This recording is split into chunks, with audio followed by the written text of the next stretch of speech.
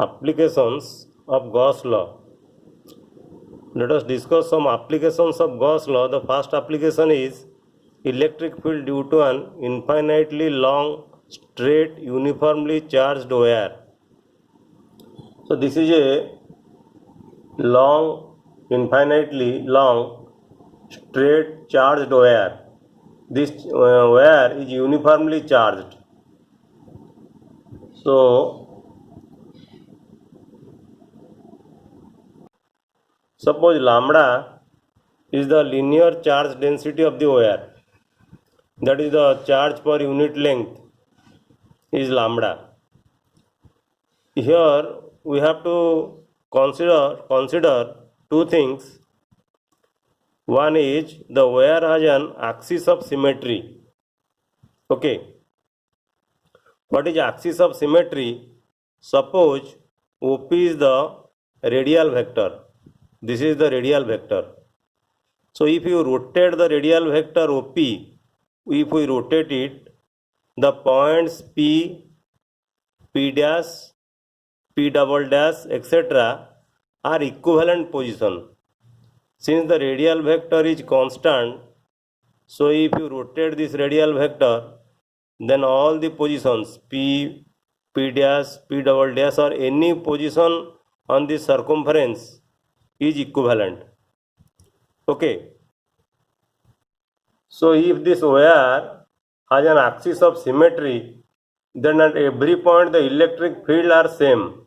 Here the electric field, suppose E, here is also E, here is also E, here is also E. So at every point the electric field is same. That is why first thing you have to consider, you have to take the wire as an axis of symmetry. So consider an infinitely long thin wire. Lambda is the uniform linear charge density of the wire. The wire has an axis of symmetry, and I have discussed what is meant by axis of symmetry.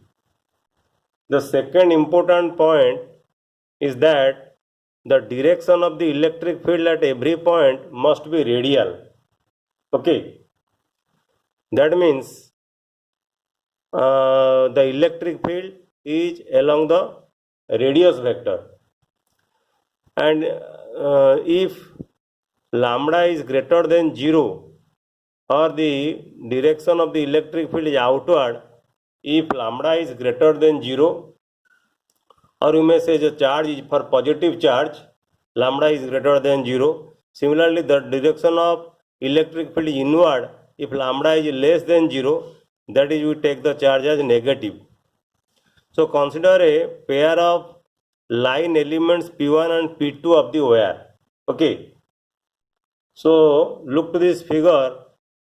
So P1P and P2P are a pair of line elements. That means P1 and P2 are pair of line elements, and if you join P1P, this will be the direction of the electric field due to this line element, due to the line element P1, and if you join P2 to P, this will be the electric field due to the element P2. Okay, so this element, this electric field have two components, one along this direction, along the radial direction, and another perpendicular to the radial direction. Okay, similarly this electric field have also two direction, one along the radial direction, another perpendicular to the radial direction, and the components of electric field normal to the radial vector cancels. This electric field and this electric field are the component of electric field normal to the radial vector. This is the radial vector. So these two electric field cancels. So the actual the final or true electric field, or the total electric field at P will be radial along this direction, that is along the radius. So this is true for any such pairs. If you take any such pairs of this long straight, infinitely long straight wire, then this will happen at all the points. the electric field will be radial. Thus the magnitude of electric field depend only the radial distance.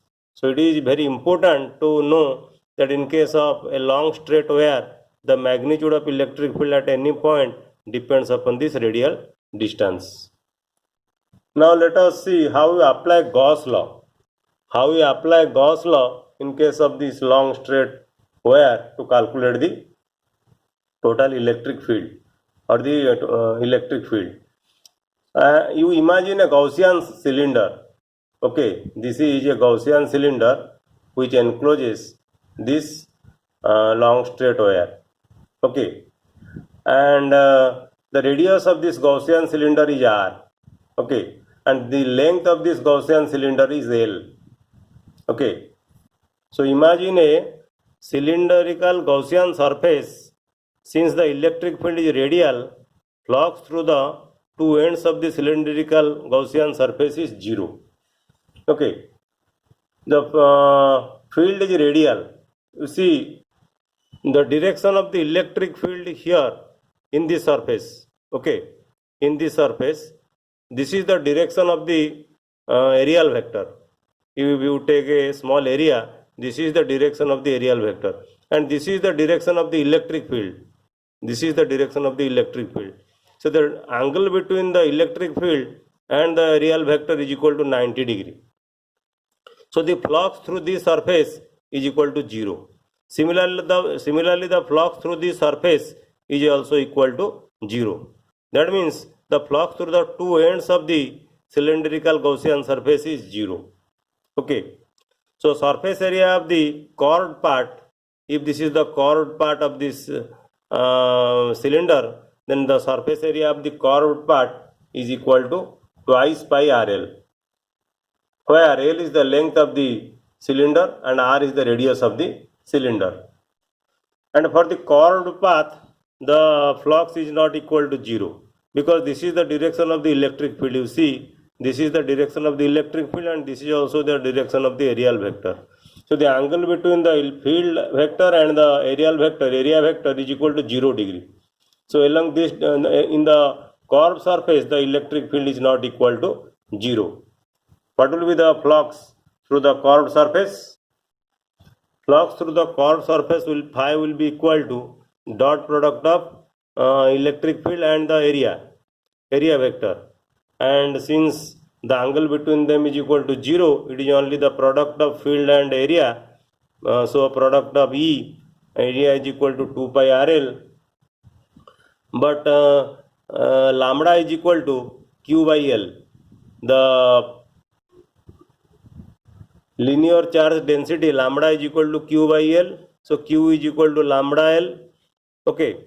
From Gauss law, the flux is equal to 1 by epsilon 0 times the charge enclosed by the surface. So if you put the value of Q and phi, you will get E into 2 pi RL. Phi is equal to E into 2 pi RL, that is equal to 1 by epsilon 0 into Q, and Q is equal to lambda L. So if you substitute these values, then E will be equal to lambda divided by 2 pi epsilon 0 into R. Okay. So this is the magnitude of the electric field due to a long straight wire. Lambda divided by 2 pi epsilon 0 into R. And if you take it in vector form, then the field vector will be equal to lambda divided by twice by epsilon 0 R into n cap. Okay. So we need an infinitely long wire to obtain a cylindrical Gaussian surface. Okay. If the wire is not long, then you will not get a cylindrical surface. However, that is why we take a long wire only to get the cylindrical surface. However, the above equation is also valid for electric field around the central portion of a long wire by ignoring the end effects.